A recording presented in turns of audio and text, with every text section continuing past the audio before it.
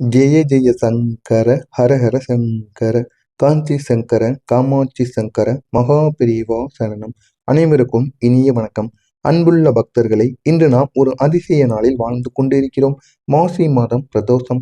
இந்த இரண்டு சக்திகளும் சேரக்கூடிய ஒரு சக்தி வாய்ந்த ஒரு நாள் இன்று சிவபெருமான் நமக்கு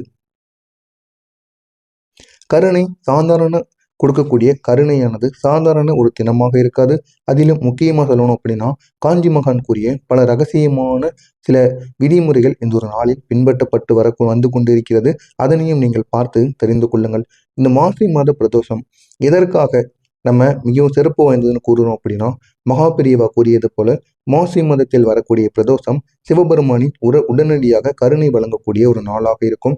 இந்த ஒரு நாளில் தெய்வ சக்தி அதிகமாக இருக்கும். பாவ நிவர்த்தி பலனானது அதிகம். மனதின் சுமைகள் அகலும். பிரார்த்தனைகள் விரைவில் நிறைவேறிவிடும். இந்த பெரியவா சொல்வது போல மாசி மாத பிரதோஷம் என்பது சிவபெருமான் நான் இருக்கேன் என்று காண்பிக்கக்கூடிய ஒரு தரிசனத்திற்கான ஒரு நாளாக இருக்கும். பெரியவா பக்தர்களுக்கு அடிக்கடி கூறிய ஒரு முக்கியமான செயல். பெரியவா எப்போதும் ஒரே ஒரு செயலை வலியுறுத்துவார். சிவன் தரக்கூடிய சக்தியை பெற வேண்டும் அப்படின்னா ஒரு சிறிய பொருளையாவது நம்ம தானமாக அளிக்க வேண்டும். அதுவும் இந்த பிரதோஷ நாளில் சிவனுக்கு நம்ம தானம் செய்தோம் அப்படின்னா நம்முடைய வாழ்க்கையில அவ்வளவு நன்மைகள் ஏற்படும். எனவே நீங்களும் ஒரு 10 ரூபாய் கொடுத்தாவது இந்த ஒரு பொருட்களை எல்லாம் சிவன் கோவிலுக்கு இன்று தானம் செய்து விடுங்கள். அவ்வளவு நன்மைகள் ஏற்படும். அவர் கூறியது போல சிவன் கோவிலில் ஏதாவது ஒரு பொருளை நீங்கள் இந்த ஒரு நாளில் சேர்க்கும் பொழுது உங்களுடைய பாவங்கள் அனைத்தும் கரைக்கப்படும். சிவலிங்கத்தின் அருளை வைத்து ஏதேனும் பொருள் சமர்ப்பித்தால் 10 மடங்கு நமக்கு பலன் கிடைக்கும். இன்று நம்ம கோவிலுக்கு எடுத்து செல்ல வேண்டிய 5 வகையான சக்தி வாய்ந்த பொருட்கள் இருக்கு. இந்த ஒரு பொருட்கள்ல நீங்க கொண்டு போகும் பொழுதும் உங்களுடைய வாழ்க்கையில ஒரு முழுமையான மாற்றமானது ஏற்படும். எனவே தவறாமல் இந்த பொருட்களை நீங்கள் கொண்டு போய் உங்களுடைய சிவனுடைய சன்னதியில் எப்படியாவது சேர்த்து விடுங்கள். முதலாவதாக எள்ளெண்ணெய். இது பெரியவா கூறியது போல எள்ளெண்ணெயை நம்ம கொண்டு போய் சேர்க்கும் பொழுது பாம்ப நாசினியாக இந்த ஒரு எள்ளெண்ணெயானது செயல்படும். எனவே சிறிதளவுக்கு ஒரு 10 ரூபாய்க்காவது நீங்க எள்ளெண்ணெய் வாங்கி கொண்டு போகலாம். இல்லை உங்களுடைய வீட்டில் இருந்தாலும் போதுமானது. அந்த ஒரு பொருளை கூட கொண்டு போய் நீங்க சிவனுடைய கோவிலில் சேர்த்து விடுங்கள். அங்கு ஏற்றுகின்ற விளக்கில் இந்த ஒரு எண்ணெயை ஊற்றி ஏற்றும் பொழுது உங்களுடைய நீங்கள் தெரிந்தும் தெரியாமலும் செய்த பாவங்கள் அனைத்தும் இந்த ஒரு நேரத்தில் உங்களுக்கு மன்னிக்கப்படும். இரண்டாவதாக வெல்லம். சிவபெருமான் மிகவும் விரும்பக்கூடிய பொருள். வீட்டிலிருந்து சுத்தமான காகிதத்தில் மடித்து எடுத்து நீங்க செல்ல வேண்டும். இதை நீங்கள் கொடுக்கும் பொழுது உங்களுடைய மனதிற்குள் நீங்கள் நினைத்ததை உடனே நடத்தி கொடுப்பார். மூன்றாவதாக எலுமிச்சை. சிவனுடைய கோவிலில் தீபத்திற்கு நீங்கள் பயன்படுத்த வேண்டும். இதுவே நவராவின் தோஷத்தை அகற்றிவிடும். எனவே இந்த எலுமிச்சையை நீங்க ஒரு எண்ணிக்கையிலோ 3 எண்ணிக்கையிலோ கொண்டு போய் சேர்த்து விடுங்கள். இதுவும் உங்களுடைய வாழ்க்கையை தலையெழுத்தையே மாற்றும். துளசி அல்லது வில்வ இலைகள். இவை சிவபெருமானுக்கு மிக உயர்ந்த ஒரு சமர்ப்பணமான பொருட்கள். சிவன் கோவிலுக்கு எப்பொழுது போனாலும் வில்வ இலைகள் இல்லாமல் நம்ம செல்லவே கூடாது. அப்படிப்பட்ட வில்வ இலைகளை இந்த ஒரு நாளில் நீங்கள் சேர்த்து விடுங்கள். உங்களுடைய வாழ்க்கை இன்னும் அழகாக மாறும். அடுத்ததாக தண்ணீர் நிரப்பிய ஒரே ஒரு சிறிய குப்பி. இந்த தண்ணீரை சிவலிங்கத்தின் மீது நீங்கள் சிந்துவது வாழ்க்கையில் ஓடக்கூடிய தடைகளை நீக்க செய்யுமாம். எனவே இந்த ஒரு தண்ணீரையும் நீங்க கொண்டு போய் சிவனுடைய சன்னதியில் சேர்த்து விடுங்கள். அதுவும் சிவலிங்கத்தில் நீங்க இந்த ஒரு தண்ணீரை வைத்து அபிஷேகம் செய்து விட்டீங்க அப்படின்னா உங்களுடைய வாழ்க்கையில் இருக்கக்கூடிய ஒட்டுமொத்த பிரச்சனைகளுக்கும் ஒரு முடிவானது நிச்சயம் கிடைக்கும்.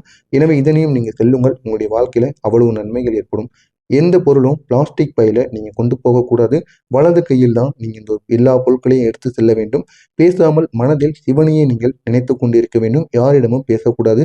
கோவிலில் கொடுப்பதற்கு முன் ஒரு நிமிடம் உங்களுடைய கண்களை மூடிக்கொண்டு சிவனை நினைத்து கொண்டு அதன் பிறகு நீங்கள் இந்த ஒரு பொருட்களை கொடுங்கள். உங்களுடைய வாழ்க்கை இன்னும் அழகாக மாறும். இதில் ஏதேனும் சந்தேகங்கள் இருந்தால் கேளுங்கள். பதிலளிக்கிறேன். ஹர ஹர சங்கர காஞ்சி சங்கர காமாட்சி சங்கர மகா பெரியவா சரணம். அனைவருக்கும் இனிய வணக்கம். அன்புள்ள பக்தர்களை, இன்று நாம் ஒரு அதிசய நாளில் வாழ்ந்து கொண்டிருக்கிறோம். மாசி மாதம் பிரதோஷம். இந்த இரண்டு சக்திகளும் சேரக்கூடிய ஒரு சக்தி வாய்ந்த ஒரு நாள் இன்று சிவபெருமான் நமக்கு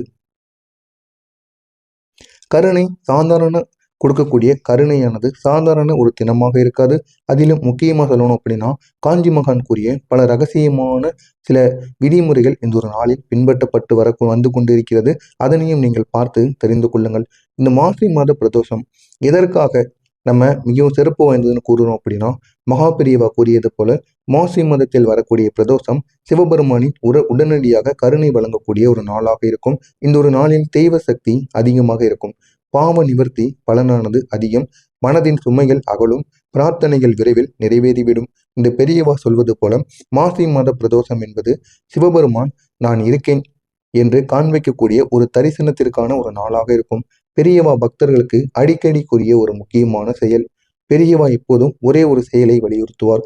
சிவன் தரக்கூடிய சக்தியை பெற வேண்டும் அப்படின்னா ஒரு சிறிய பொருளையாவது நம்ம தானமாக அளிக்க வேண்டும். அதுவும் இந்த பிரதோஷ நாளில் சிவனுக்கு நம்ம தானம் செய்தோம் அப்படின்னா நம்முடைய வாழ்க்கையில அவ்வளவு நன்மைகள் ஏற்படும். எனவே நீங்களும் ஒரு 10 ரூபாய் கொடுத்தாவது இந்த ஒரு பொருட்களை எல்லாம் சிவன் கோவிலுக்கு இன்று தானம் செய்து விடுங்கள். அவ்வளவு நன்மைகள் ஏற்படும். அவர் கூறியது போல சிவன் கோவிலில் ஏதாவது ஒரு பொருளை நீங்கள் இந்த ஒரு நாளில் சேர்க்கும் பொழுது உங்களுடைய பாவங்கள் அனைத்தும் கரைக்கப்படும். சிவலிங்கத்தின் அருளை வைத்து ஏதேனும் பொருள் சமர்ப்பித்தால் 10 மடங்கு நமக்கு பலன் கிடைக்கும். இன்று நம்ம கோவிலுக்கு எடுத்து செல்ல வேண்டிய 5 வகையான சக்தி வாய்ந்த பொருட்கள் இருக்கு. இந்த ஒரு பொருட்கள்ல நீங்க கொண்டு போகும் பொழுதும் உங்களுடைய வாழ்க்கையில ஒரு முழுமையான மாற்றமானது ஏற்படும். எனவே தவறாமல் இந்த பொருட்களை நீங்கள் கொண்டு போய் உங்களுடைய சிவனுடைய சன்னதியில் எப்படியாவது சேர்த்து விடுங்கள். முதலாவதாக எள்ளெண்ணெய். இது பெரியவா கூறியது போல எள்ளெண்ணெயை நம்ம கொண்டு போய் சேர்க்கும் பொழுது பாம்ப நாசினியாக இந்த ஒரு எள்ளெண்ணெயானது செயல்படும். எனவே சிறிதளவுக்கு ஒரு 10 ரூபாய்க்காவது நீங்க எள்ளெண்ணெய் வாங்கி கொண்டு போகலாம். இல்லைன்னா உங்களுடைய வீட்டில் இருந்தாலும் போதுமானது. அந்த ஒரு பொருளை கூட கொண்டு போய் நீங்க சிவனுடைய கோவிலில் சேர்த்து விடுங்கள்.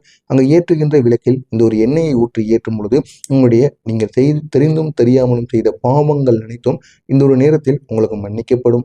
இரண்டாவதாக வெல்லம். சிவபெருமான் மிகவும் விரும்பக்கூடிய பொருள். வீட்டிலிருந்து சுத்தமான காகிதத்தில் மடித்து எடுத்து நீங்கள் செல்ல வேண்டும். இதை நீங்கள் கொடுக்கும் பொழுது உங்களுடைய மனதிற்குள் நீங்கள் நினைத்ததை உடனே நடத்தி கொடுப்பார். மூன்றாவதாக எலுமிச்சை. சிவனுடைய கோவிலில் தீபத்திற்கு நீங்கள் பயன்படுத்த வேண்டும். இதுவே நவராவின் தோஷத்தை அகற்றிவிடும். எனவே இந்த எலுமிச்சையை நீங்கள் ஒரு எண்ணிக்கையிலோ 3 எண்ணிக்கையிலோ கொண்டு போய் சேர்த்து விடுங்கள். இதுவும் உங்களுடைய வாழ்க்கையை தலையெழுத்தையே மாற்றும். துளசி அல்லது வில்வ இலைகள். இவை சிவபெருமானுக்கு மிக உயர்ந்த ஒரு சமர்ப்பணமான பொருட்கள்.